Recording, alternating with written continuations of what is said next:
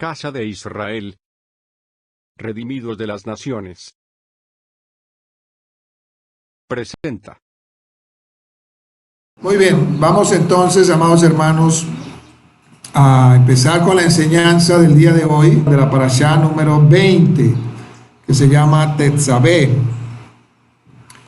mandarás, ¿verdad? Shemot Éxodo 27, 20 al 30, 10.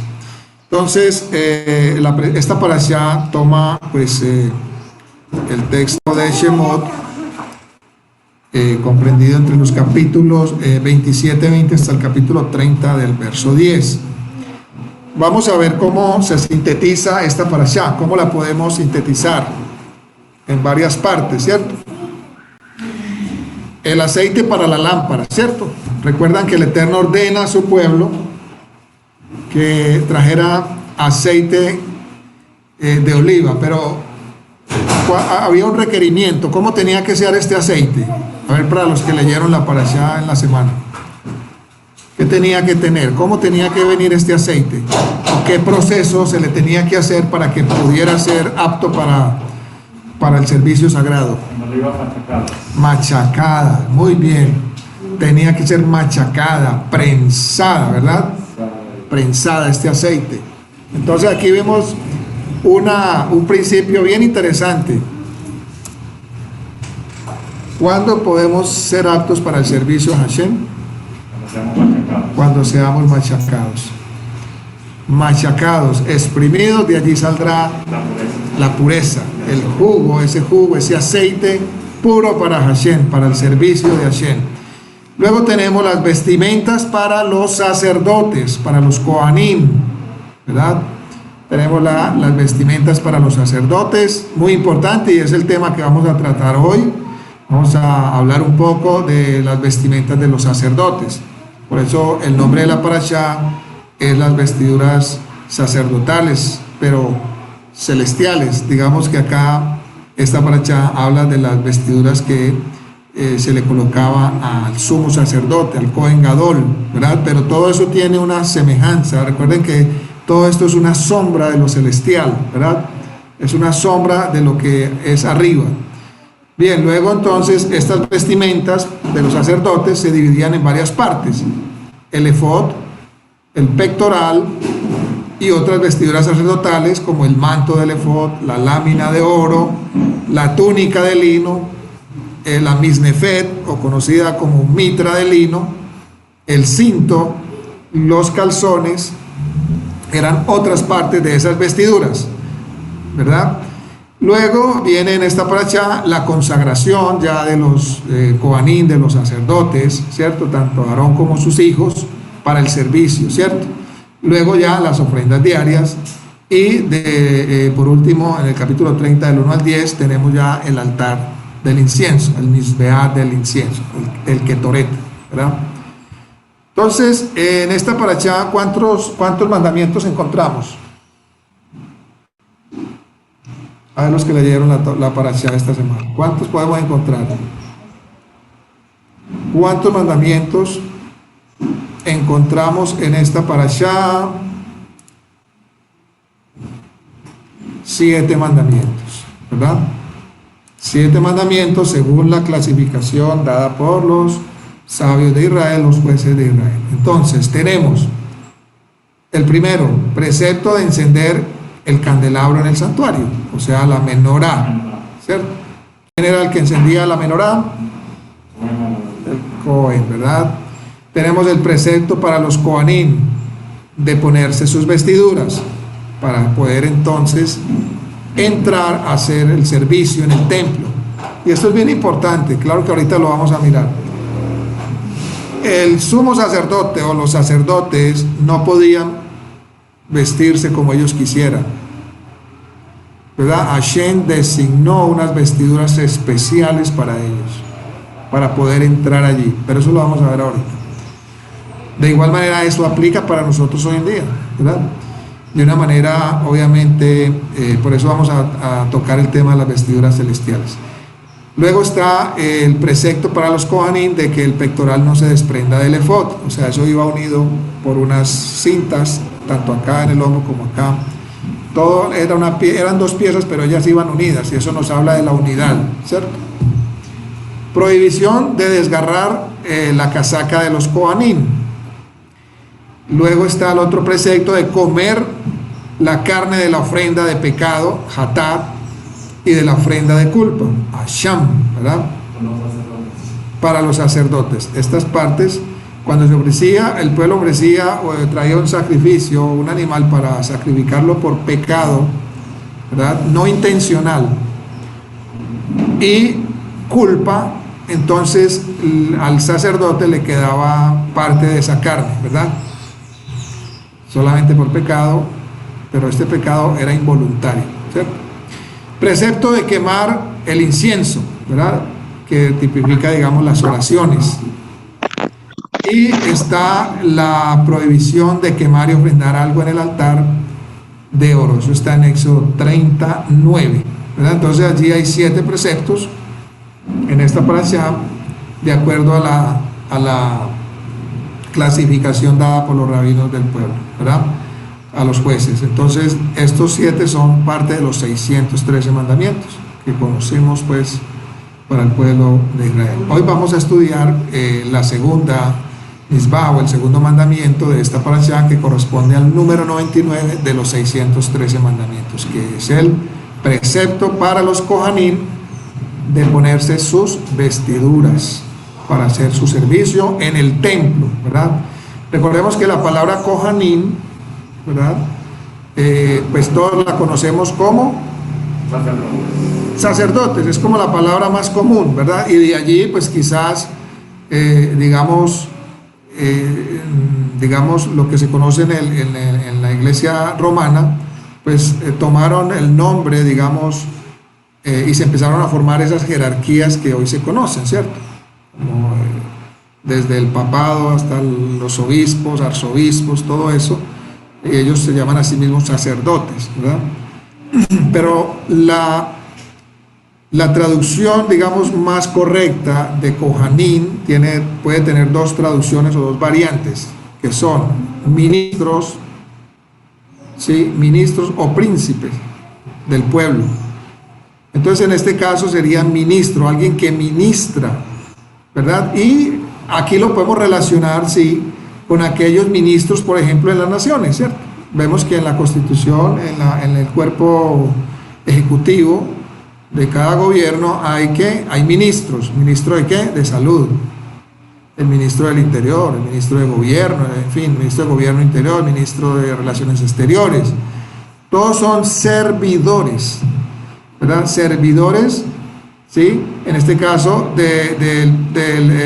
puestos por el presidente para servir a ¿quién? Al pueblo. Entonces, uno de los principios fundamentales de los Kohanim eran que ellos estaban allí para servir ¿a quién? Al pueblo. ¿Y quién los había colocado allí? Hashem, ¿verdad? Hashem los había colocado allí para servir, pero también le da unas instrucciones para poder servir a Hashem. O sea, un ministro no puede llegar y servir como él quiere. Tiene unas normas, tiene unas pautas dadas por el Eterno. Este entonces, pues, es un mandamiento para los sacerdotes o los ministros, ¿verdad? A un nivel literal, pero digamos que a un nivel más profundo tendremos que buscarles una aplicación para aquel que no es levita, ¿cierto? En este caso, para el que no sea levita dentro del pueblo judío, o para el no judío que ha sido acercado al Eterno por medio del Mesías. Y bajo esta pauta, pues vamos a iniciar el estudio de esta parashá, ¿verdad? Bien, pero antes de empezar ya con el tema, digamos, que nos ocupa en esta mañana, que es las vestiduras sacerdotales, quisiera que veamos un maravilloso atributo del Eterno, del cual todos nosotros debemos aprender. Y es un atributo que es el atributo de los sacerdotes, ¿cierto? De los ministros, que Hashem instituyó a estos ministros con ese mismo atributo, ¿verdad? De que el Eterno, digamos, tiene en sí mismo. Entonces debemos aprender ese atributo, y es el cuidado y el amor por los demás. Por los demás.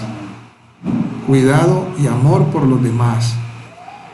Vemos que antes del Eterno establecer un orden para que el hombre le sirviera, o sea, antes del Eterno exigirle al hombre, bueno, es que sírveme a mí tal cosa, antes del Eterno decir, digamos, declarar las pautas para que el hombre le sirviera a él, ¿verdad? Lo primero que él hace es establecer el orden para que los hombres vivan en armonía entre ellos. Porque no puede haber un servicio a Hashem. No puede haber un servicio a Hashem si no hay antes armonía y paz entre los hombres. Y es por eso que entonces aquí vemos que lo primero que se establece, recordemos en parashá pasadas, cuando el pueblo sale de Egipto, el Eterno lo saca, ¿qué empieza a hacer el Eterno? Entonces, lo primero que se establecen son hombres jueces que diriman los pleitos y debates entre los hombres, ¿verdad? Cuando Moshe nombra, por ejemplo, un consejo, nombra, por ejemplo, 70 jueces por consejo de su suegro, ¿verdad? ¿Recuerdan eso? Luego de eso, luego de que Moshe nombra esos 70 jueces, ¿para qué? Para ayudarle a él en los asuntos que tienen que ver con el pueblo. Pero eso era precisamente para conservar la armonía, la paz entre todos los hombres, porque lo que le traían a Moshe eran pleitos, eran situaciones entre ellos mismos, que vea que fulano aquello, que sultano aquel, que perano aquel, que esto y lo otro, ¿verdad? Entonces, lo primero que hay que hacer es que enfocarnos en conservar la armonía entre el pueblo, ¿verdad? Conciliar, ser buenos conciliadores, reconciliadores. De hecho, por eso fuimos puestos. Nos fue dado, como dice el apóstol Pablo, el ministerio de la reconciliación. Entonces, lo primero que hay que hacer, lo primero que hizo el Eterno fue, por consejo de Yitro, ¿verdad? Que era, digamos, no era judío, pero ya él había conocido al Dios de Israel. Se nombran 70 jueces. Luego de esto, Hashem da ¿qué? Las leyes. Nombra a los jueces. Luego da ¿qué? Las leyes o normas de vida por las cuales el pueblo debe conducirse para poder habitar juntos en armonía. ¿Cierto? Como dice el Salmo, mirad cuán bueno y cuán delicioso es habitar los hermanos juntos en armonía. Pero eso no es así, ay, que sí, tan bueno y tan rico y cantamos y ahora. No, para eso hay unas normas, hay unas leyes que nos llevan a ¿qué? Nos ayudan a conservar esa armonía, a vivir en armonía. Cuando respetamos las leyes, cuando respetamos las normas de Dios, podemos vivir en armonía, ¿verdad? Muy bien, un pueblo sin leyes, una familia, digamos que la familia es el núcleo de la sociedad, de toda sociedad, donde no hay leyes, normas claras y justas, siempre estará condenado a vivir en caos y en guerra, en debates, en confusión. Y es por eso que Hashem entonces se ocupa primero del pueblo, es decir, que tengan leyes que les permita vivir en shalom y respeto. Veamos algunos escritos de los emisarios cómo nos confirman esto. Romanos 12:18 dice: si es posible, en cuanto dependa de vosotros, estad en paz con todos los hombres, ¿verdad? Si es posible, miren, si es posible, ¿verdad? En cuanto dependa de vosotros, estad en paz con todos los hombres. O sea, debemos hacer el máximo esfuerzo, el mayor esfuerzo posible para estar en paz con todas las personas. Primero, ¿cierto? Recuerde que todo esto va dirigido al servicio a Hashem. Porque no podemos servir a Hashem si estamos en guerra, si estamos en pleitos, si estamos en divisiones. ¿Cómo podemos decir que estamos sirviendo a Hashem? Tenemos primero que arreglar nuestra vida, nuestra situación, nuestras relaciones con el prójimo para poder servir a Hashem. Usted puede decir que está sirviendo a Hashem y tener pleitos, divisiones, una cantidad de cosas, pero ahí sí podemos decir, es un servicio religioso. Pero la presencia de Hashem no está ahí. ¿Por qué? Porque Hashem aborrece ¿qué? La división entre hermanos, las contiendas. Él aborrece al que causa divisiones, y las divisiones son pleitos, contiendas y todo este tipo de cosas.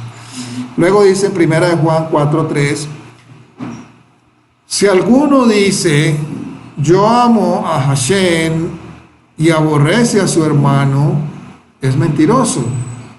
Pues el que no ama a su hermano, a quien ha visto con sus ojos, ¿cómo puede amar a Dios a quien no ha visto? O sea, ¿cómo podemos decir que servimos a Hashem cuando no tenemos una buena relación con nuestro prójimo a quien vemos? ¿Verdad? Esto es digamos, un principio bien importante que debemos aplicar en nuestra vida para poder entonces ser buenos ministros de Hashem. Ahora, alguien podría preguntar, ¿cierto? ¿Qué pasa con aquellos que pecan contra uno? ¿Cierto? No falta el que cometerá error contra uno. Bien, según las instrucciones de Yeshua, ¿verdad? Debemos que perdonar hasta 70 veces 7 al hermano que arrepentido viene y pide perdón. Hasta 70 veces 7. Es tan importante la armonía entre nosotros, entre los seres humanos, entre los hombres, entre el pueblo, la buena relación entre los hombres, es tan importante para Dios, para el Eterno, que nuestro Santo Maestro nos lo deja ver y nos lo ilustra con un maravilloso ejemplo. Veamos Mateo 5:23. Mateo 5:23 dice, Mateo 5:23 dice allí, eso allí, ¿qué le hablo, hermano?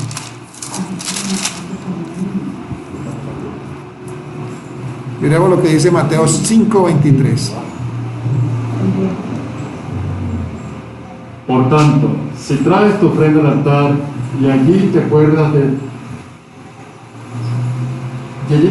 que tu hermano tiene algo contra ti, deja allí tu ofrenda delante del altar y anda, reconcíliate primero con tu hermano, entonces ven y presenta tu ofrenda.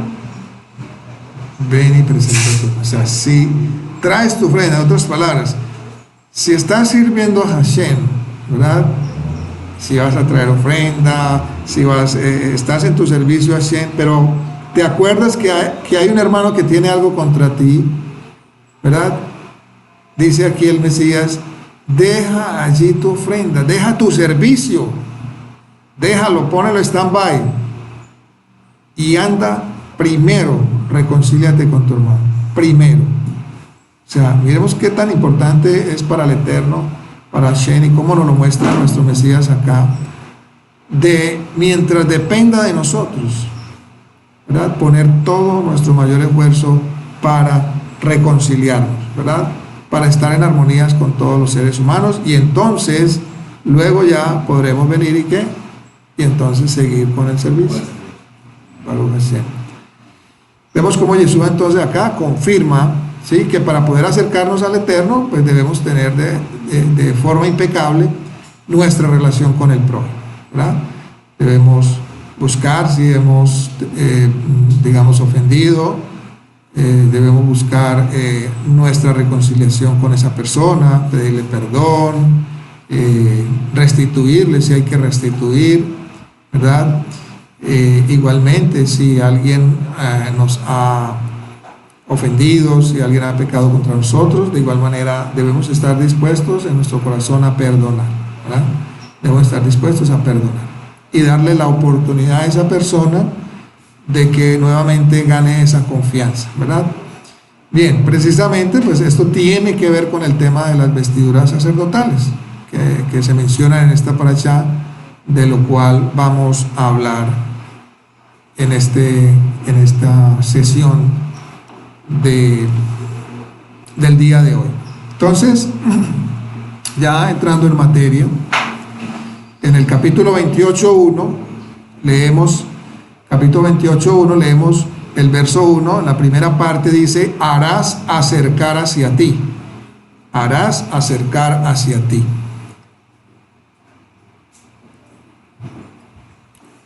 Generalmente el Eterno usa acá un principio, hermanos, y que nosotros también fallamos mucho en esto.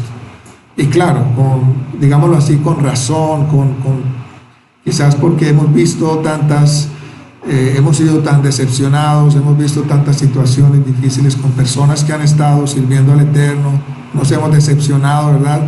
De muchas personas que teníamos confianza, que teníamos... que habíamos puesto en ellos lealtad, y fuimos decepcionados. Pero ¿quién no decepciona, cierto? Mientras estamos en esta naturaleza.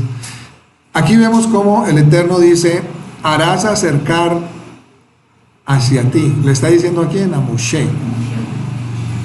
¿A quién? A Aarón, ¿cierto? A Aarón. Harás acercar, él no dice harás acercar hacia mí, sino harás acercar hacia ti. O sea, trae a Aarón, acércalo a ti primero. En otras palabras, ¿verdad? Y esto es muy importante, esto lo entendí yo digamos, en un tiempo y siempre, a partir de que yo entendí esto, siempre busqué acercarme hacia alguien. En este caso, hacia alguien, digamos, que tuviera autoridad. Autoridad, alguien que en cierta manera, por decirlo así, avalara el servicio que yo estaba dando a Hashem. Porque, bueno, yo podía andar por ahí como una rueda suelta. Y esto es un principio para todos, ¿verdad? Yo podía andar como una rueda suelta, por ahí, bueno, vamos a reunir un grupo, vamos a hacer esto, andando como ruedas sueltas, ¿cierto? Pero aquí el Eterno tiene un orden. El Eterno tiene un orden. El Eterno tiene las maneras escritas acá para que se hagan las cosas. No es como yo piense, no es como yo crea que es como el Eterno ha dicho que es, ¿verdad? Y por eso también debemos discernir esto, porque hoy día que tanto proliferan tantos grupos y tantas doctrinas y tantas cosas, ¿verdad? Debemos buscar precisamente donde hay un orden establecido por el Eterno, en una comunidad donde haya un orden establecido por el Eterno, primeramente allí es donde verdaderamente debemos estar. Entonces el Eterno le dice, acerca hacia ti a Aarón. ¿Por qué? Porque era Moshe, ¿verdad? ¿Quién iba a presentar a Aarón al pueblo? Quien los iba a ungir. Ahí había una autoridad. Hasta el mismo Mesías. El Mesías no empezó su ministerio solo. ¿A quién fue él? A Johanán. Y Johanán no quería ungirlo. No quería, sumergirlo. No, ¿cómo así? ¿Eres tú el que me debe? No, hazlo así para que se cumpla toda justicia. El Mesías, siendo quien era, fue ante un hombre escogido por el Eterno para ser presentado para el servicio. Él era primo de Jesús, ¿cierto? Sí, eran familiares. Entonces ahí vemos un principio maravilloso. No podemos empezar un ministerio, un servicio a Hashem, si antes no somos acercados al siervo que Hashem ha escogido. Esto es bien importante, porque muchos sí dicen que son escogidos y listo, y alquilan un garaje y ya, y reúnen un grupo, y bueno, y por ahí empiezan, es que esto es del Eterno, esto no es de hombres, y que no sé cuánto. Pero es que el Eterno tiene un orden. El Eterno ha dado al cuerpo del Mesías dones. Dio dones a los hombres, apóstoles, profetas, pastores y maestros, evangelistas. ¿Para qué? Para la edificación del cuerpo del Mesías, para equipar a los santos, dice allí el apóstol Pablo en el libro de Efesios, para equipar a los santos para la obra del ministerio, ¿verdad? Entonces, cuando yo entendí esto, que andaba por ahí como ruedita suelta, pues con las mejores intenciones, obviamente, no, pero entendí esto y dije, wow, aquí tengo que acercarme a alguien. Tengo que acercarme a alguien, no puedo andar solo. Tengo que acercarme a alguien que el Eterno haya escogido, ¿verdad? Y así fue, me acerqué a un siervo del Eterno para que ese siervo, ¿verdad? Escogido por el Eterno, entonces avalara el servicio, me acercara al Eterno, me acercara y avalara ese servicio, ¿verdad? Baruch Hashem. Entonces este es un principio de delegación de autoridad, es un principio de escogencia. Pablo escogió a quién, a Timoteo, ¿recuerdan? Le impuso las manos, por la imposición de mis manos. Pablo iba, establecía ancianos en cada comunidad. Los ancianos no se establecían ahí solos. El mismo Pablo fue escogido, fue presentado por un hombre, Ananías. Vemos ese principio durante toda la Torá. Yehoshua, escogido por Moisés o presentado más bien al pueblo. Aún los levitas, cuando iban a ser presentados al pueblo, ¿verdad? Todo el pueblo puso las manos sobre él, una presentación oficial, ¿verdad? Entonces harás acercar hacia ti. Muy bien, esto es un principio fundamental que no podemos desconocer. Dice en su comentario a esta parashá, el maestro Yohanan Bar Moré, menciona que el rabino Abraham Saba, un rabino que vivió más o menos en el año 1400 y pico, por allá hasta el 495, algo así. El rabino Abraham Saba, autor del Seror Hamor, una obra, un libro que escribió muy bueno este rabino. Él quiere, dice este rabino, que quiere encontrar en este acercamiento una reparación en la historia espiritual del ser humano. O sea, este acercamiento a través de acercar a Aarón, ¿verdad? Dice este rabino que allí hay una historia o que hay un mensaje de que este acercamiento es una reparación en la historia espiritual del ser humano, ¿verdad? A saber que es que en el inicio de la historia, recordamos a Adán, el primer hombre. ¿Qué pasó cuando el primer hombre pecó? ¿Qué pasó? Se alejó, ¿verdad? Él se alejó. ¿Qué fue lo primero que el hombre hizo cuando pecó? Se escondió, se alejó, se apartó. Claro, entonces allí ya hubo una separación. El primer hombre, Adán, se ocultó de ante el Eterno, se oculta, se aleja de él, pues por su transgresión, lo que quiere decir que la transgresión, ¿verdad?, nos aleja del Eterno, nos separa del Eterno, nos escondemos del Eterno, ¿verdad? Mientras que ahora acá el ser humano, en este caso Aarón, está haciendo ¿qué? Acercado al Eterno a través de su servicio, a través de su servicio. Entonces dice acá el rabino que esa brecha entonces de separación había sido cerrada, y que el mismo Mishkan o la tienda de reunión representa entonces la presencia permanente de la Shejinah, o sea, de la presencia divina entre los hombres por medio del pueblo de Israel, ¿verdad?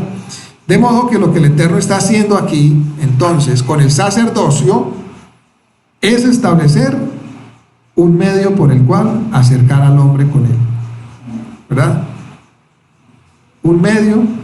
Aquí lo que está haciendo el Eterno es, a través del sacerdocio, a través del ministerio, Él está estableciendo un medio por el cual acercar al hombre con él. Y ese es el misterio también que se nos ha dado a nosotros, el ministerio de la reconciliación, para acercar a los hombres al Eterno, para reconciliar a los hombres con el Eterno, ¿verdad? Como dice el apóstol Pablo, y a nosotros se nos ha dado el ministerio de la reconciliación. Y por eso os digo, reconciliados con Dios. Otra vez digo, reconciliados con Dios, ¿verdad? Ese es nuestro ministerio. Y todos tenemos parte en él. Todos, en nuestra vida diaria, nos encontramos con muchas personas, ¿verdad? ¿Cuál es nuestra función? Acercar a esa persona a Dios, traerla a Dios, reconciliarla a Dios. No necesitamos ser evangelistas, no necesitamos ser grandes predicadores. En nuestra vida cotidiana, una personita, dos, por el celular, por teléfono, por correo electrónico, usted puede enviar un mensaje a una persona que usted conozca, que usted sienta. Miren, hay veces que uno tiene sentir de escribirle algo a alguien y uno lo deja pasar. Uno lo deja pasar. Y realmente quizás ese sea un mensaje que esa persona necesitaba en ese momento. Y uno lo toma como ligero, después la llamo, después le digo, después tal cosa. Pero ese era el momento en que necesitábamos darle una palabra a esa persona para que esa persona quizás se reconciliara con Dios.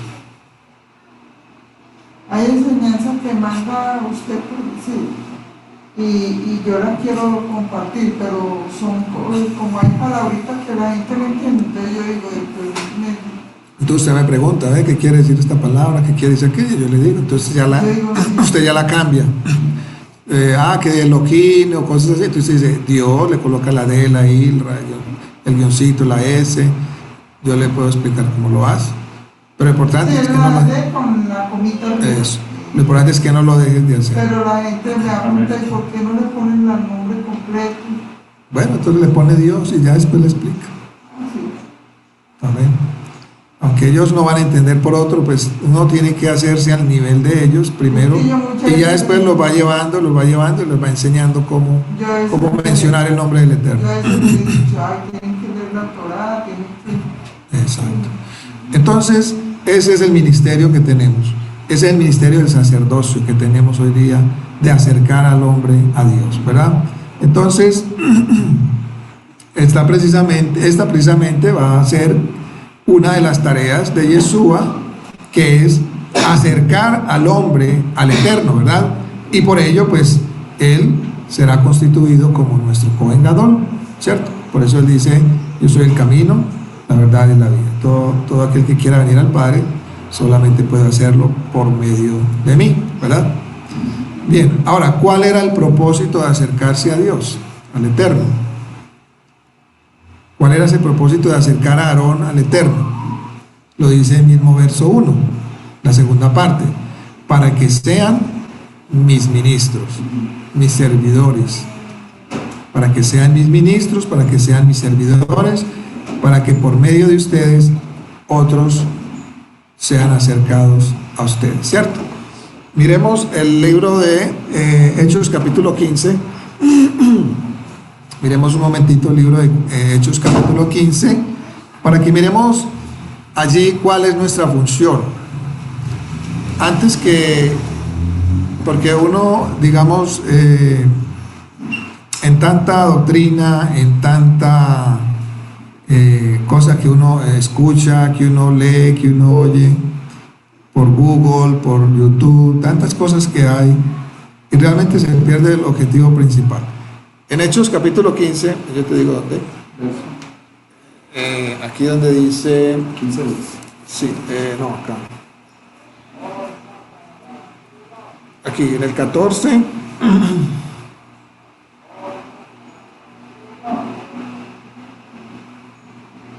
Aquí está, del 14 al 17. Miremos allí para qué fuimos nosotros escogidos. En las naciones, de entre las naciones, del lugar donde estábamos.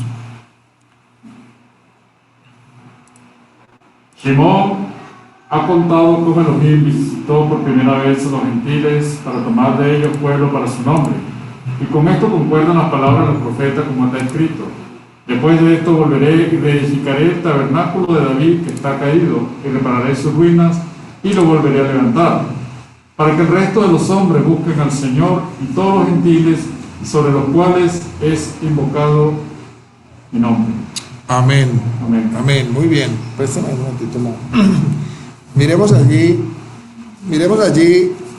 cuando ocurrió allí aquella situación donde algunos de la secta de los fariseos que habían creído en el Mesías como Redentor, no habían entendido el plan de Dios, ¿verdad? No habían entendido el plan de Dios, del Eterno con las naciones, y entonces estaban tratando de que estas personas que venían de las naciones se hicieran judías, ¿verdad? Para poder entonces ser salvas o tener derecho al mundo venidero, porque ellos tenían, digamos, la concepción, habían aprendido de que solamente los judíos tenían derecho al mundo venidero, ¿verdad? Que una persona entre las naciones, para poder tener derecho al mundo venidero, tenía que hacerse judía, y hacerse judío, circuncidarse, aprender todas las leyes para los judíos, los jueces, en fin, tenía que esa persona empezar a vivir como, ¿verdad? Exacto. Entonces aquí viene y dice esto por el Espíritu de Santidad, dice no, a ellos no hay que obligarlos a que se hagan judíos, porque Dios se agrada en toda nación de todo hombre que haga justicia, ¿cierto? De todo hombre que se arrepienta y haga justicia. Entonces acá dice, Simón ha contado, Simón Keifa, o sea Pedro, ha contado como el Eterno visitó por primera vez a los gentiles, o sea, a las naciones, para tomar de ellos, dice, para tomar de ellos, o sea, de entre las naciones, creo que es acá, para tomar de entre las naciones gente para su nombre, ¿verdad? Bien, ahí, para tomar de ellos gente de las naciones. Dice ahí, Simón ha contado como el Eterno visitó por primera vez a los gentiles, a las gentes de las naciones, para tomar de ellos pueblos para su nombre. ¿Qué está haciendo el Eterno durante todos esos 2000 años? Tomando gente entre las naciones para su nombre. Él te ha tomado a ti, me ha tomado a mí, de entre las naciones. Así como yo era. Así como yo era, colombiano, antioqueño, de la ciudad de Medellín, así como tú eras, donde estabas, ahí de donde eras, ¿verdad? No tenías que ser judío para ser parte de la salvación. No tenías que pertenecer a un linaje especial para que Él te escogiera. Solamente Él vio en tu corazón algo. Él vio en tu corazón algo. Dios, entonces las personas que uno les habla y son rebeldes y más cerca y eso. Todos fuimos así, no se preocupe. Que todos en alguna... Que habla la amiga Beatriz. No se preocupe, siga insistiendo, siga perseverando. ¿Cuántas veces nos hablaron a nosotros? Nos subimos los de los oídos sordos, nos entró por acá, nos salió por acá, hasta que llegó el momento preciso. Todo tiene su tiempo debajo del sol. Lo importante es no desfallecer. Y cada que tengamos oportunidad, y cada que una persona esté dispuesta a escucharnos, le hablamos, ¿verdad? Le hablamos. Muy bien, entonces el Eterno escogió para su pueblo, dice, escogió para tomar de ellos pueblo para su nombre, ¿cierto? Y con esto concuerdan las palabras de los profetas, como está escrito: después de esto volveré, reedificaré la tienda de David que está caída y repararé sus ruinas y lo volveré a levantar para que el resto de los hombres busquen a quién, al Eterno, y todas las naciones sobre los cuales es invocado mi nombre, dice Hashem, que hace conocer todo esto desde tiempos antiguos, ¿verdad?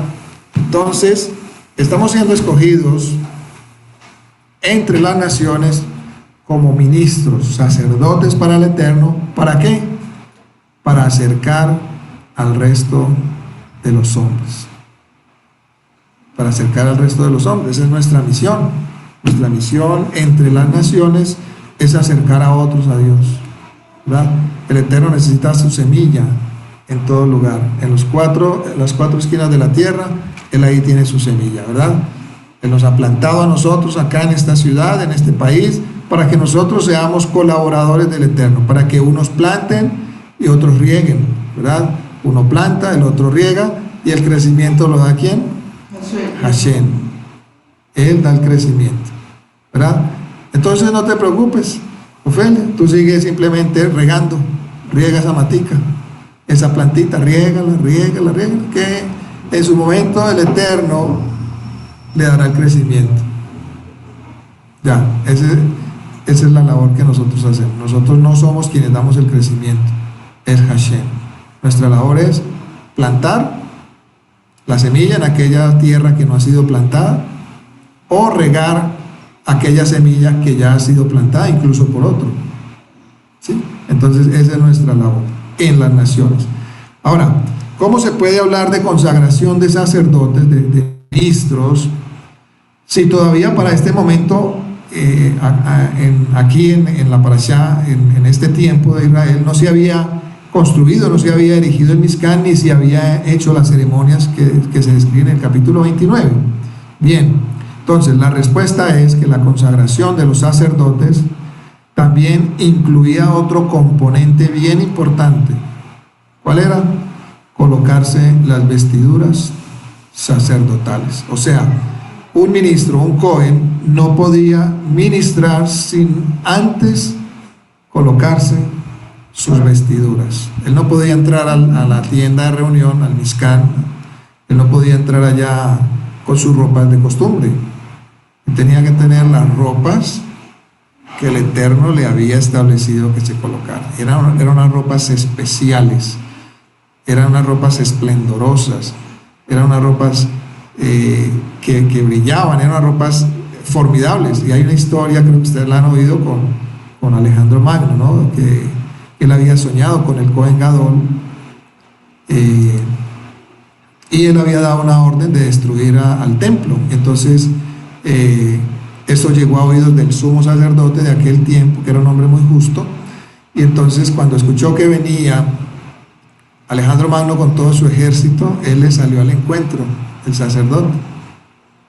Cuando a lo lejos Alejandro Magno vio al sumo sacerdote que venía con esas vestiduras esplendorosas, ¿sí? Él se había vestido en ese momento, iba a servir a Hashem, se había colocado las vestiduras esplendorosas, y se fue acercando. Alejandro Magno se bajó del caballo y lo primero que hizo fue arrodillarse delante del sumo sacerdote. Y todos pues se quedaron así, ¿cierto? Un hombre de ese poderío, con todo ese ejército, y se arrodilla ante un hombre. Entonces él le dijo que él había soñado con un hombre con unas vestiduras así formidables, de luz, ¿verdad? Entonces allí vemos el esplendor y la gloria de Hashem, ¿verdad? Poniendo esas vestiduras en los ministros, ¿verdad? Entonces, por tanto, aquí en el capítulo 28 había que anticipar la hechura de las vestiduras sacerdotales, para que luego ya en el capítulo 29 se pudiese entonces hablar de consagración de los Kohanim, ¿verdad? De los Kohanim. Los comentaristas, digamos, hay diversas opiniones, en cuanto a que las vestiduras son para la gloria, ¿verdad?, el esplendor de Hashem. Otros dicen que en este caso eran para la gloria y la honra de los mismos Kohanim, ¿verdad? Pero lo que sí es importante, y me gustó mucho un comentario. Se los voy a leer, un comentario que me gustó más que todos. El Hamek Dabar dice que estas vestiduras eran para honor y esplendor, ¿verdad? Dice acá este comentario: esto es solo dicho acerca de las vestiduras del Cohen Gadol, o sea que las vestiduras son para honor y esplendor. Aarón fue requerido a actuar, a él se le requirió actuar con especial piedad, ¿verdad? Y colocarse o separarse él mismo del resto de las personas, ¿cierto? Lo cual dice acá también, podría traerle sobre él una acusación, ¿verdad? Traerle a él como una acusación de altivez. Es decir, que si él no se ponía esas vestiduras que lo hicieran ver diferente a las personas o apartarse de las otras personas, pues si él estuviera sirviendo al Eterno con sus vestiduras normales, si él estuviera sirviendo al Eterno así normal, pues quizás podría venir a él esa altivez, ¿no?, de sentirse mejor que los demás. Pero como estas vestiduras fueron ordenadas por Hashem y la gloria acá viene de Hashem y no de los hombres, por lo tanto allí no habría cabida ¿a qué? A altivez, ¿verdad? Entonces me gustó mucho dice, por lo tanto fue necesario que él fuera distinguido en sus vestidos para que todos pudieran saber que fue Dios el que lo escogió a él para él ser el trono de la Shejinah. Qué tremendo, ¿no? Qué tremendo. Cuando Dios nos escoge con un propósito, ¿verdad? Él nos escoge, y de eso estuvimos hablando creo que el jueves, para ser el trono de la Shejinah, de la presencia divina. Allí no hay lugar altivez, porque fue Él quien nos escogió, ¿verdad? No fue mi propia vestidura, no fue mi propio concepto. Usted ve que es muy factible de que uno se sienta orgulloso, que uno mismo escoge su ropa y wow, voy a escoger esta o aquella, con esta me va a ver muy bien, ¿cierto? Y entonces quizás por allí se pueda meter un poquito de orgullo, ¿cierto? De vanidad, pero en este caso no, porque las vestiduras fueron escogidas por el mismo Eterno para distinguir a esta persona de entre los demás, ¿verdad? Porque esta persona, allí es donde yo voy a estar presente, ¿verdad? Y qué maravilloso que todos nosotros seamos escogidos y seamos vestidos por el mismo Eterno. De hecho, él fue quien vistió a ¿quién? Adán. ¿Recuerdan? Adán escogió Adán fue el primer hombre diseñador, ¿cierto? Fue la primera persona diseñadora del ser humano. Porque él, ¿cierto? Él cuando pecó y se apartó, él escogió su primera vez, él dijo, bueno, me voy a diseñar una ropa, ¿cierto? Y dice allí que con higuera y todo eso, sí, él y su esposa, bueno, fueron los primeros diseñadores de la raza humana. Exactamente, pero yo, no, un momentico, es que usted no se va a vestir como usted quiera, yo lo voy a vestir. Le quitó, y yo le voy a diseñar su ropa, ¿verdad? Aquí tenemos un ejemplo muy maravilloso también, que el Eterno es el que diseña las vestiduras y ha diseñado las vestiduras también para nosotros, ¿verdad? Entonces, cuando nosotros caminamos en la voluntad del Eterno, dejamos que sea Él que haga su obra en nosotros, hacemos conforme a Él le ha placido y conforme Él ha estipulado para nosotros, allí no hay lugar a altivez, ¿verdad? Luego dice en el verso 2, dice, y harás vestiduras santas, ¿cierto? Vestiduras santas, o sea, apartadas. Ahora, ¿cómo explicar que las vestiduras sacerdotales son santas o apartadas? No se trata, y esto es bien importante, porque eso también hay lugar a poderlo confundir. No se trata de que las vestiduras sean santas por sí mismas, o sea, la vestidura sea en el sentido de que es lo que me haga mágicamente y automáticamente santo. O sea, porque yo puedo tener unas vestiduras muy santas, pero tener una vida totalmente en oposición, como lo hubo, ¿no? Hubo muchos sacerdotes corruptos. Por ejemplo, en la época del Segundo Templo, el sacerdocio estaba totalmente corrompido. La presencia del Eterno ya no moraba allí, porque el sacerdocio estaba corrompido en manos de los saduceos, ¿verdad? Estaba corrompido totalmente. Ese sacerdocio, muchos de los que estaban allí habían sido puestos por el Imperio Romano, habían comprado esa función, o sea, había una corrupción total, ¿verdad? Entonces, ¿de qué vale tener unas vestiduras sacerdotales que fueron diseñadas por el Eterno, pero cuando la vida interior es un total desastre, ¿verdad? Entonces, no es que las vestiduras santifiquen por sí mismas, de mágicamente, bueno, te pongo el traje y wow, y ya cambiaste del todo, no, ¿cierto? Entonces, no es que ellas tengan en sí misma la virtud de la santidad o que hagan santos a los que se vistan con ellas, ¿verdad? Como dice el dicho, aquí aplica ese dicho que dice popular, que el hábito no hace al monje, ¿cierto? Entonces aquí las vestiduras no hacían sacerdote a la persona, no, ¿cierto? Esto es lo que tenemos que entender, ¿verdad? Así como los títulos, a mí no me hace santo el que me digan pastor, esto, lo otro. Lo que realmente nos hace santos es la vida que llevamos, interior, ¿verdad? Entonces Hashem ve eso, ¿verdad? Nos escoge para que le sirvamos, ¿verdad? Bien. Entonces, de acuerdo con otro comentarista llamado Ibn Ezra, otro comentarista judío, dice, los ropajes se llaman santos porque eran usados solamente en el recinto sagrado, y de allí el atributo, es decir, esas vestiduras habían sido escogidas para un propósito específico, que era servir a Hashem en el lugar sagrado, en el templo, ¿verdad? O en el Mishkan. Es decir, era algo que había sido totalmente separado para el Eterno, para el servicio al Eterno, y no podía ser usado en nada más. Por eso él, cuando salía del servicio, ¿qué tenía que hacer el sumo sacerdote? Cuando salía, quitarlas, cambiarlas y ponerse sus vestiduras normales. Él no andaba con las vestiduras todo el tiempo, ¿cierto? No, él se quitaba las vestiduras cuando terminaba su servicio y se colocaba sus vestiduras normales de la vida cotidiana, ¿verdad?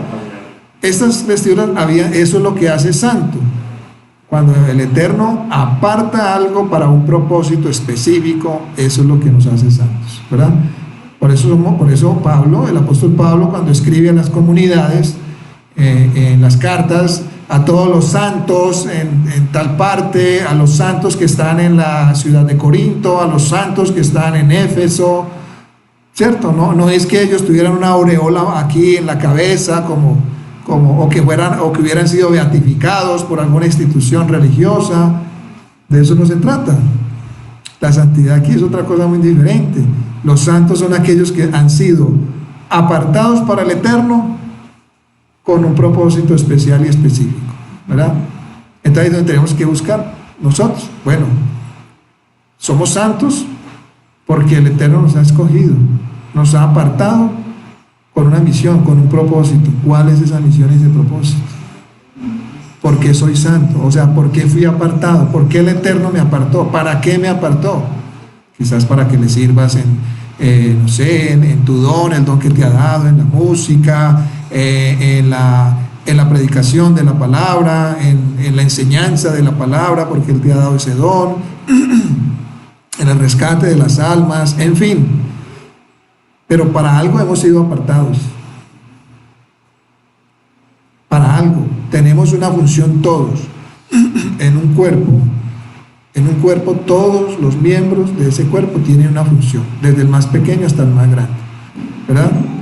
Todos debemos ser funcionales. Tenemos que dejar atrás el modelo de iglesia. El modelo de iglesia hay que dejarlo. O sea, todos somos funcionales. Todos tenemos una función como miembros del cuerpo del Mesías, ¿verdad? Entonces cada uno debe descubrir cuál es ese don y llevarlo al Eterno, presentarlo. Y bueno, aquí estoy, Padre. Este es el don que me diste, por esto me apartaste, Padre.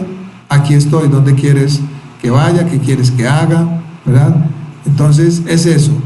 Empezar. Para eso fuimos apartados como ministros. Para eso fuimos acercados como ministros, para servir al Eterno, servir en su templo espiritual. Hoy en día el templo espiritual sabemos que es la comunidad, somos el templo del Espíritu y solamente ahí es donde podemos servir, ¿verdad?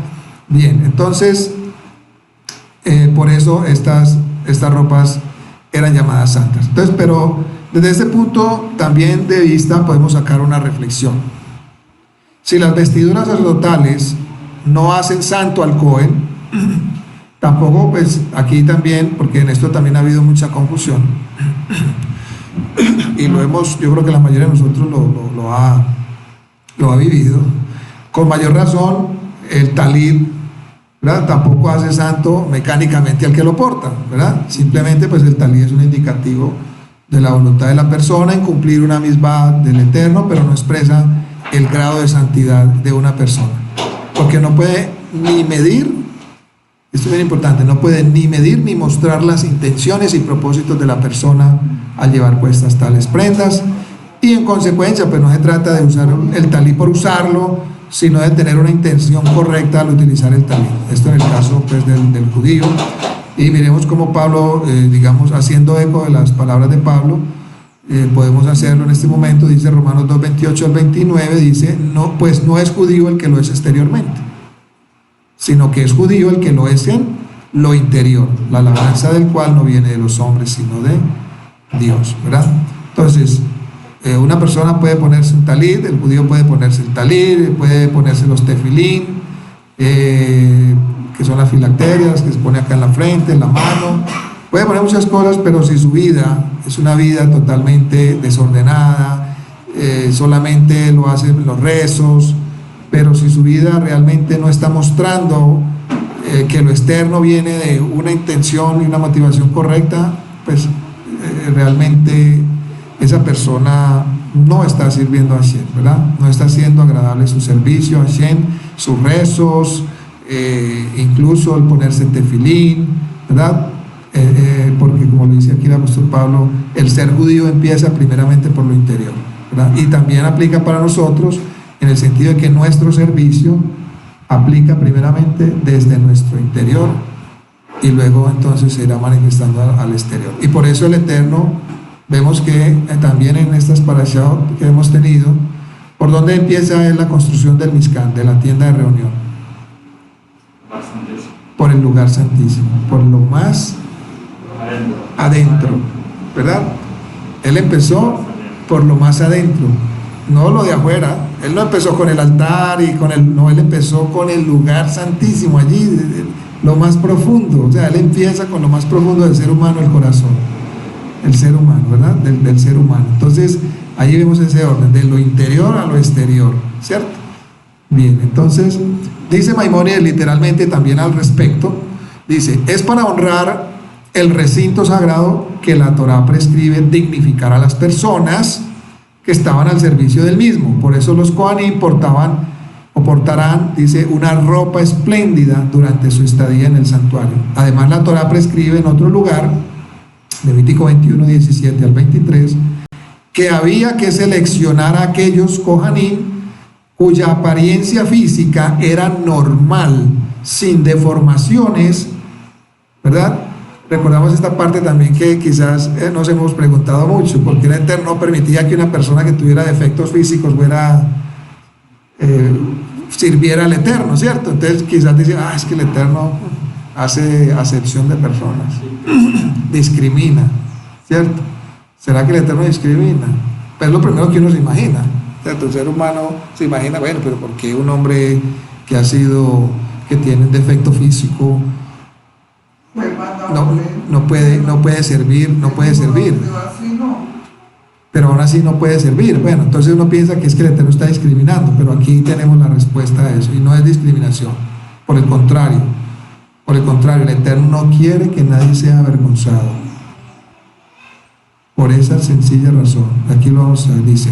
Por lo tanto, dice acá que el Eterno dice, no era pues una persona que no tuviera una apariencia física normal, no podía servir en el templo. Entonces, ya que el hombre vulgar, o sea, refiriendo a las otras personas, el hombre vulgar no aprecia a su prójimo a menos que aparezca en plenitud de sus miembros y en la belleza de sus ropas. Entonces, claro, un hombre que estuviera sirviendo allí, que constantemente tiene que estar dando su cara al público, mostrándose, pues no faltará entre el público y entre la gente aquel que lo avergüenza, ¿cierto? Aquel que lo critique.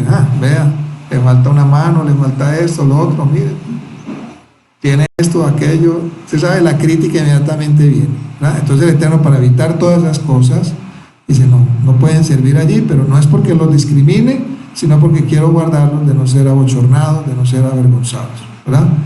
Baruch Hashem. Realmente no conocemos al Eterno. Pero ellos de todas maneras sí le servían en el templo. Le pueden servir de otra manera, pero no en el templo. O sea, no allí en el templo, ellos no podían servir como Cohen, como sacerdotes, ¿cierto? Entonces dice, por tanto, los preceptos de la Torá en cuanto a la vestimenta y a la apariencia exterior de los Kohanim en cuanto a esto se refiere a la vestimenta y a la apariencia, dice Maimónides, dice, persiguen la finalidad de hacer respetar el lugar por los hombres y aún por aquellas personas que prestan atención únicamente al aspecto exterior de los hombres. La finalidad es que todo el servicio del Eterno, los hombres que estuvieran allí al servicio del Eterno, ¿verdad?, fueran respetados por los demás. Bien interesante, ¿no? Eso está en Guía de los Perplejos, 45. Muy bien, entonces tenemos aquí otro tributo más del Eterno. El verso 3 dice, Lejotsho lejojanot li, dice, para consagrarlo como Cohen para mí, para consagrarle para que sea mi sacerdote, o sea, para que sea su sacerdote al servicio de Hashem, para servir a los hombres. Entonces, en el sentido estricto, la palabra Cohen, como les decía ahora, no significa primariamente sacerdote, en el sentido religioso que conocemos, ¿cierto? Como el curita de la sotana, bueno, que es cuando escuchamos la palabra sacerdote, pues nos imaginamos algo, ¿cierto? El curita con la sotana y todo eso, pero no, la palabra aquí Cohen no significa sacerdote en este sentido religioso, sino ministro, aquel que es colocado por la alta autoridad en un cargo para prestar un servicio a los que dependen de esa alta autoridad. En este caso, como los países latinos, por ejemplo, se llama un ministro, aún en el sentido secular, aquellos que están colocados allí por una alta autoridad, en este caso sería el presidente, ¿verdad? Entonces así se debe entender, por ejemplo, también veamos otro caso en la Torá, el caso de Potífera, recuerdan a Potífera, ¿verdad? Que era el Cohen de On, en Bereshit 41-45, este era un sacerdote colocado allí por ¿quién? Por el faraón, ¿verdad? ¿Ah? Es por el suegro de Yosef, claro.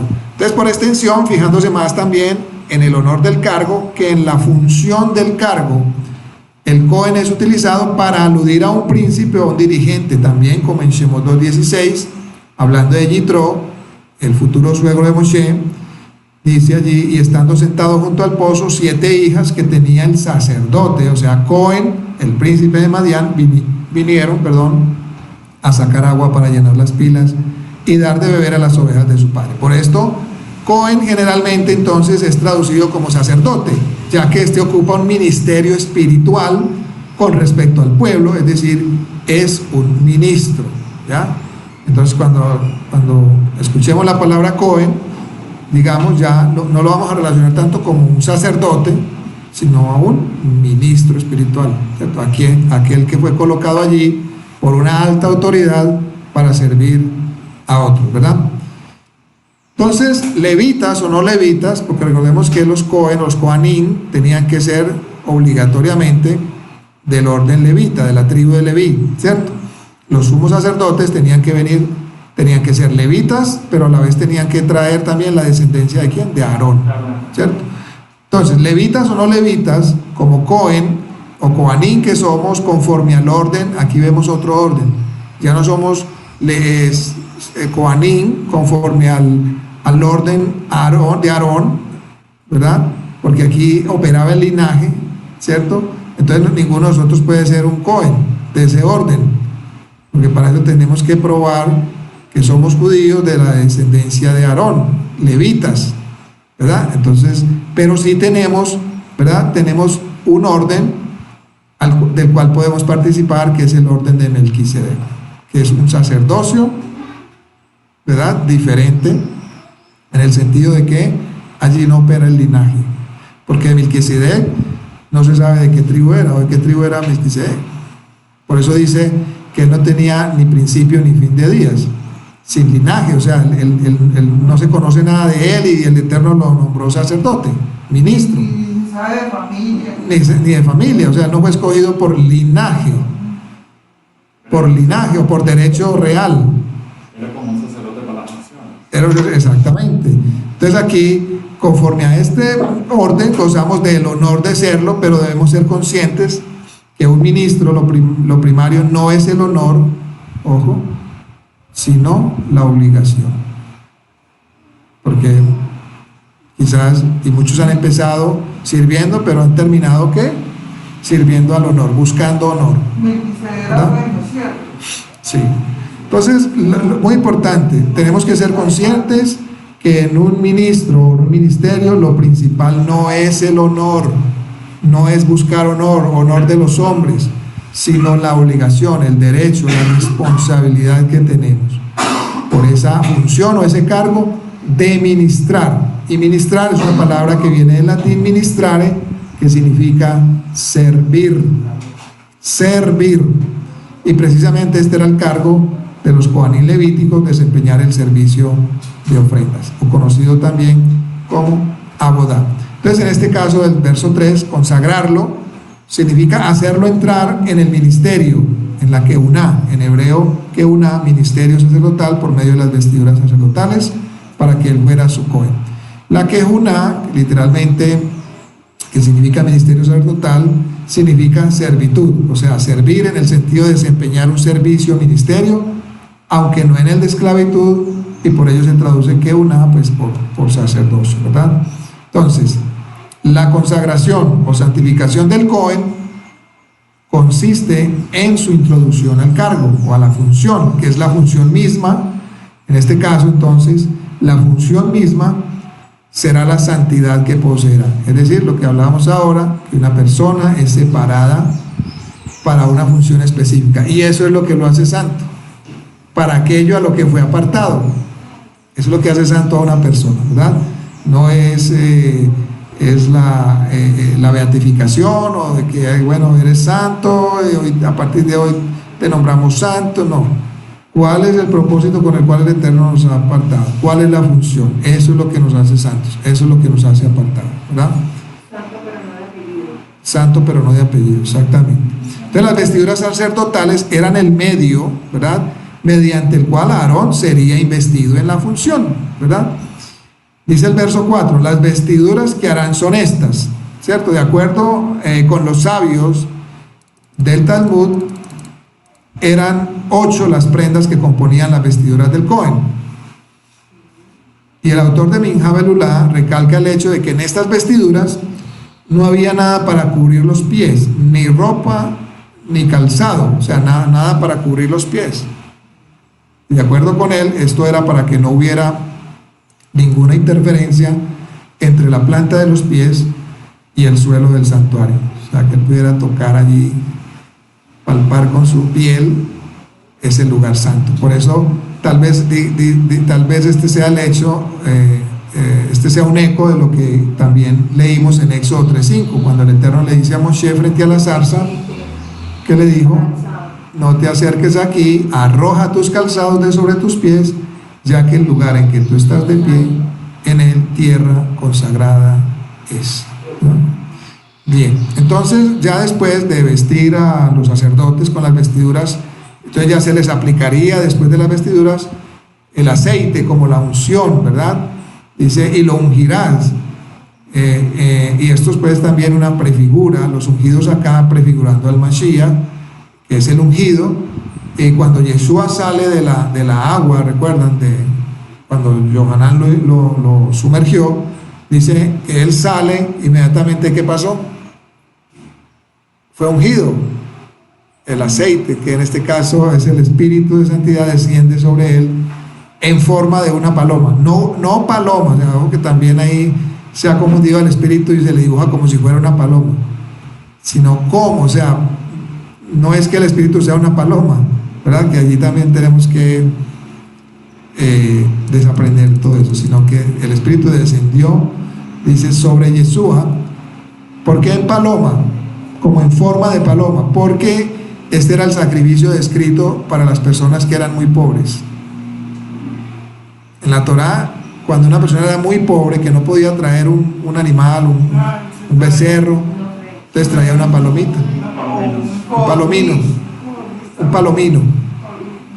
una tortolita. eso. Entonces aquí vemos pues quizás también por decirlo así, el servicio de Yeshua, lo que implicaba el servicio de Yeshua, la mansedumbre y la humildad, ¿verdad?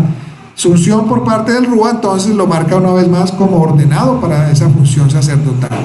Y el Salmo 133 describe el aceite de la unción sobre la cabeza de Aarón, corriendo por su barba y sus vestiduras, y entonces cuando se unge la cabeza, también se unge el cuerpo, ¿verdad?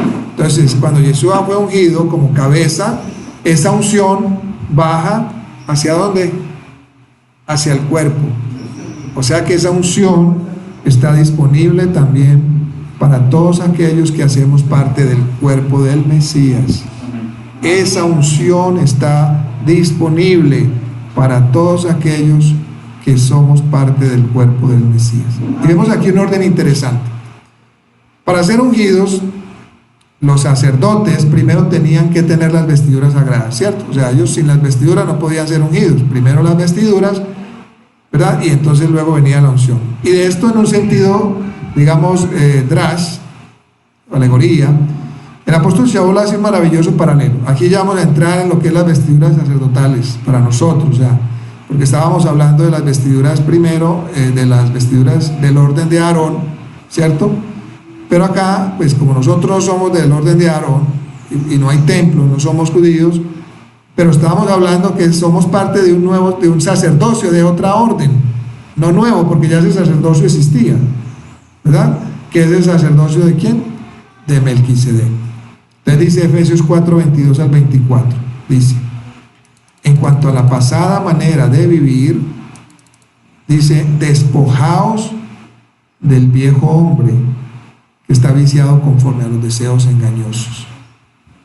Dice, y vestíos del nuevo hombre, creado según el Eterno, en la justicia y la santidad de la verdad. Recordemos que esto acá lo estamos haciendo esta comparación, este paralelo en un nivel drash, ¿verdad? En un nivel alegórico, no en un nivel literal, pero no nos desprendemos del nivel peshat, o sea, el nivel literal, ¿cierto? Pero habla aquí Pablo de vestirse, despojarse. ¿De qué se despoja uno? De las vestiduras. Me dice, quítense esas vestiduras sucias y viles, como le dijo recuerdan en la Tanakh, el Eterno le dijo a creo que era el sacerdote Yehoshua, que lo despojaran, le quitaran esas vestiduras viles, ¿cierto?, que traía, y le pusieran unas vestiduras nuevas. De esa manera nosotros nos despojamos del viejo hombre, de esas vestiduras viles, ¿verdad?, para que seamos entonces vestidos con esas nuevas vestiduras del nuevo hombre, que es el sacerdote, es el ministro de Dios, ¿verdad? Bien, entonces lo primero que se necesita es despojarse ¿de qué? Las vestiduras Viejas, viejas, harapientas, raídas, rasgadas, feas, quitar todas las vestiduras viejas, sacarlas fuera, ¿cierto? Y esto solo se hace como a través de la emuná, de la fe, de la firmeza de la fidelidad en la palabra de Hashem cumplida por medio del Mesías, que con él fuimos ¿qué? Juntamente colgados en el madero y sepultados en su muerte. Por tal motivo hemos muerto al pecado, hemos muerto al dominio de la carne. La única forma de despojarnos de la vieja naturaleza, del viejo hombre, es a través de morir juntamente con Yeshua. No hay otra forma, no hay otra manera. En su muerte, la vieja creación se termina, todas las cosas viejas pasaron. Las vestiduras del viejo hombre, ¿cómo se manifiestan? Entonces vamos a ver cómo se pueden llegar a manifestar esas vestiduras, para que las detectemos inmediatamente y de una vez las saquemos, si es que todavía de pronto por ahí nos queda algún retacito de ropa vieja. Entonces, ¿cómo se manifiestan estas vestiduras viejas? Por medio de la mentira, el robo, palabras corrompidas, amargura, ira, gritería, maledicencia y toda malicia. y la envidia. Todo eso hace parte de esa vieja vestidura. Entonces, cada vez que se trate de manifestar una de estas obras en nosotros, recordemos siempre, bajémoslo en nuestro corazón, que hemos muerto con el Mesías. Creámoslo con todas nuestras fuerzas, porque así lo ha dicho aquel que hace todas las cosas nuevas. Dice el apóstol Pablo en Colosenses 3, 5 al 10, en este mismo, haciendo eco de este mismo drash, dice: haced morir pues lo terrenal en vosotros, o sea, esas viejas vestiduras, sepúltenlas, dice: fornicación, impureza, pasiones desordenadas, malos deseos y avaricia, que es idolatría, en las cuales vosotros también anduvisteis en otro tiempo cuando vivíais en ella. Pero ahora también dejad todas estas cosas: la ira, el enojo, la malicia, la blasfemia, palabras deshonestas de vuestra boca, y no mentáis los unos a los otros. Viejas vestiduras, dice, habiéndoos despojado del viejo hombre con sus hechos.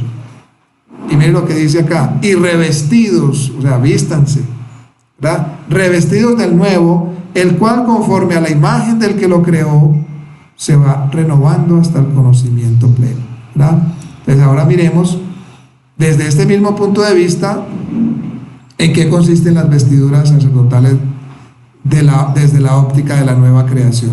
Ahora ya vimos en qué consistían esas viejas vestiduras, pero ahora vamos a ver cuáles son las nuevas, ¿cierto? Dice acá el apóstol Shaul, dice en Colosenses 3:12 al 14, dice, vestíos pues como escogidos de Dios, es decir, aquellos que han sido acercados. O sea, hemos sido escogidos, como lo hemos venido hablando, para ser acercados al Eterno, para una función específica, un ministerio, ¿verdad? Dice, pues vestidos pues como escogidos de Hashem, santos, dice, o sea, apartados, que nos apartó, y amados de entrañable. Entonces empezamos acá las vestiduras nuevas. ¿Entrañable qué? Misericordia, de benignidad, de humildad, de mansedumbre, de paciencia, soportándoos unos a otros y perdonándoos unos a otros si alguno tuviere queja contra otro. ¿Cuántas veces nos vienen con quejas en la semana? En el día, ¿verdad? De la manera que Mashiach, recordemos, cuando alguien venga con una queja, cuando venga con una queja de otra persona hacia nosotros, recordemos que el Mashiach también, por el Mashiach fuimos perdonados, ¿verdad? Así también dice, hacedlo vosotros, y sobre todas estas cosas, vestíos de amor, que es el vínculo perfecto. Entonces es importante también acá recordar la función del sacerdocio de Aarón. Vamos a mirar lo que dice acá el libro de Hebreos 5:1 al 2, dice, porque todo sumo sacerdote tomado de entre los hombres es constituido, lo que hemos venido diciendo, ¿a favor de quién? De los hombres, en lo que a Dios se refiere, para que presente ofrendas y sacrificios por los pecados, para que se muestre paciente. ¿Y qué hablamos ahorita aquí atrás? ¿Sean qué? Pacientes los unos con los otros, ¿verdad? Dice acá en Colosenses, recuerda, de humildad, mansedumbre, de paciencia, soportando los unos a los otros, función sacerdotal, la misma que tenía acá, dice, para que presente ofrendas y sacrificios por los pecados, para que se muestre paciente, ¿con quién? Con los ignorantes, con los extraviados, puesto que él también está rodeado de debilidad. Entonces el Eterno ha hecho de nosotros un reino de ¿qué?